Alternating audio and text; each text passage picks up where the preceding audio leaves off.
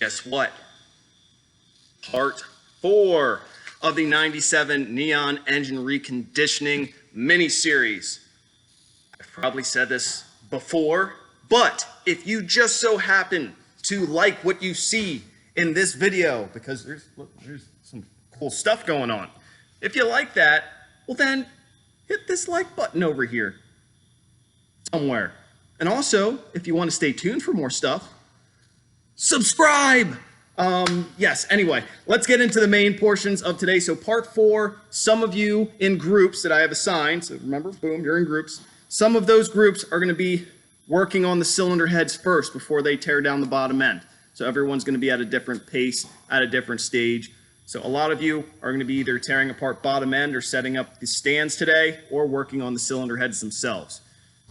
So let's talk about what comes into play when we talk about reconditioning the cylinder heads. Obviously, you're going to take some measurements. You're going to see the squareness of the face of the cylinder head, a few other things, possibly camshaft end play is another one, which does take a special dial indicator. So if you haven't asked for that yet, you probably should.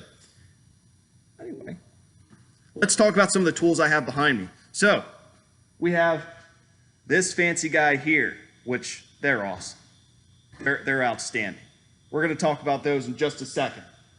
Now, when we talk about why we need a good surface on a valve seat and a valve, it all comes down to sealing. We need to seal that chamber. So when we're doing a leak down test, let's say if the valves are closed and we still have a leak on the intake side or the exhaust side, either we have a burnt valve or something might be jammed in between the valve and the seat, or we just have a poor sealing surface, which means we have to do a 3-cut valve job, at least for this. If we're doing performance, we might go 5 and above, because we're trying to get the nicest CFM airflow that we can in the cylinder. But for right now, we're just doing a 3-angle valve cut job, which will consist of a 60-degree angle, a 45-degree angle, or 45.5 and a 30-degree angle. And the way that works is if you're thinking about how the valve seat actually goes in, okay, 30 degrees, 45, and then 60. So those are our 3 angles. That's why we say a 3-angle or 3-cut valve job. Now, for the valve itself, we are going to clean off the actual face of the valve. We might do a little bit of grinding work with it, but overall, we're not going to do too much with the valve. I'll show you guys how to clean them off and resurface them if they are in poor shape. But other than that, we're not going to do too much with the valves themselves. The main focus is on the valve seats that are in the head. They are inserts. They can be replaced. Some of the engines, you're going to see the inserts were pushed in improperly, and they are kind of pretty marred up and probably need replaced again. If I do have the opportunity, maybe we will have a chance to replace some of those seats so we can actually have a good clean surface and the installed height of the valve is proper, because that actually changes with how much a valve seat wears. If a valve seat is worn too much, that valve's actually going to go further into the head. Therefore, it's going to have a higher clearance when you're measuring the installed height. Or let's say if the seat was not pressed in fully, that valve is going to be recessed further into the head, so that installed height is going to be shorter. Got to think about it that way. So there is a point where you should not try to resurface the valve seats. It all comes into where the valve ends up being in the head. You wear it out, okay, the valve's going to sit further in the head, more clearance you have on the other side. If it's not enough, shorter. Hopefully you guys understand that. Hopefully it makes sense by the time you get to these steps. Now, when we talk about how do I find out if that valve has a good sealing surface, well, I'm glad you asked. Let's take a look at what we have here. So we have one of the cylinder heads. What you guys will get when you are doing this, most of you will do this after you've done your valve job, but you should do it also for a few of your valves before, just to get an idea, okay, how well did the last class do, or how poorly did the last class do at making sure these valves seal properly. What you want is to grab a tube of Prussian blue. It's pretty much a contact grease is all it is. And you're going to take your valves that you have taken out of the engine. And what you're going to do is you're going to take a little dab, and on the actual face of the valve, and on the seat, you're going to put a little bit on here. So for those of you who can't see, all I did was on the valve seat, I put some Prussian blue. So maybe I can actually take you guys for a little bit of room, but you guys can see the blue that's on there now. What I'm going to do now is I'm going to take the valve, and it looks like we're working with the exhaust side. That's the side I guess I picked. I'm going to take the valve, and I'm going to place it in. I'm going to push it down, and what I'm going to do next is I'm going to spin that valve. And then all I'm going to do is take that valve and pull it back up. Try not to touch the face of the valve when you're doing this.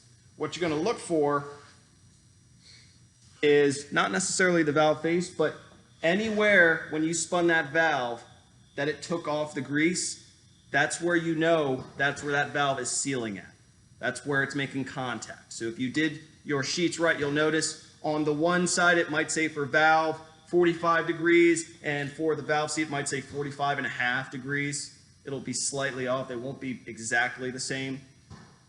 What that's for is to make a good sealing surface on the valve. The 60 degree and the 30 degree have nothing to do with the sealing surface. That's just for the airflow coming in. The 45 degree has to do with how this valve actually closes and seats. Now, when I spin this valve, unfortunately, if I look, this valve's actually bent. So this valve's trash. So that's a bent valve right there if you want to take a look at it. But as I'm moving that, you should be able to see the contact grease was removed. Wherever the grease was removed and now it's bare metal, that is where that valve is actually seating against. Now there is another principle, and we won't do this here because we don't have the time and we don't have the actual stuff to do it, but lapping valves. If you've ever heard of lapping valves, that would be if you're reconditioning something or putting new valves in. It is sort of like a moly finishing grease. It has a little bit of grit to it, so it takes away material. What you would do in the old days is you would take the valve, and there's a special sort of like, it almost looks like a mini plunger tool. You'd take the tool, you'd put this compound on here, and you'd spin it, and it would actually slowly take away little shavings at a time to make sure that valve sits properly and it has a good mating surface. That would be lapping valves, but we're not doing that here. We're actually cutting the valves. So how do you do that?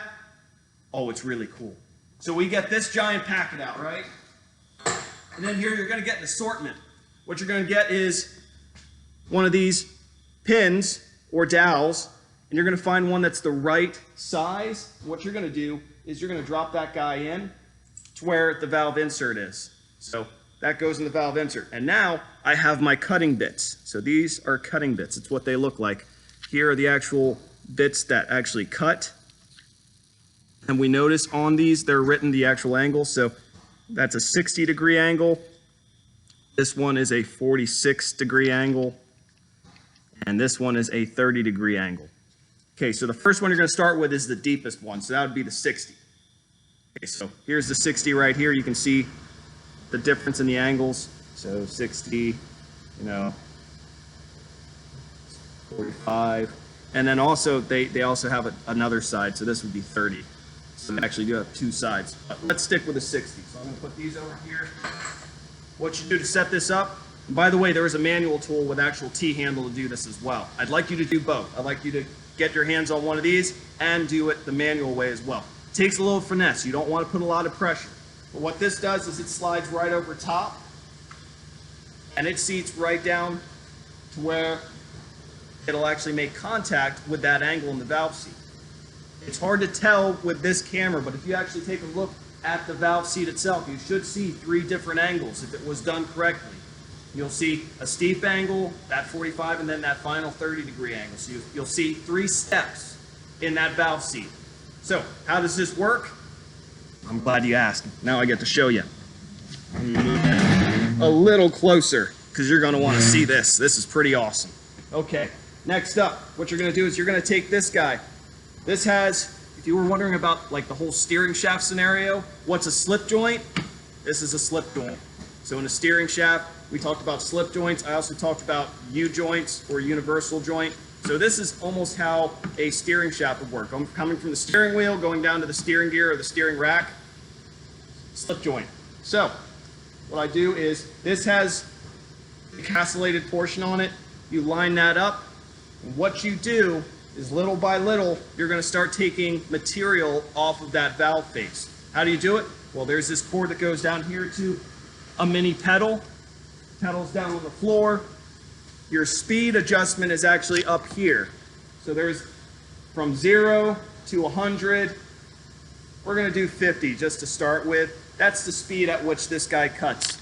So you have your foot pedal, and what you're doing is you're using just your thumbs. You're not, it's aluminum, guys. You're not trying to push through the head. I just use my thumbs to center it as best as I can, and I just watch. And usually you can tell when you're starting to take material off. You can actually feel it. So here we go.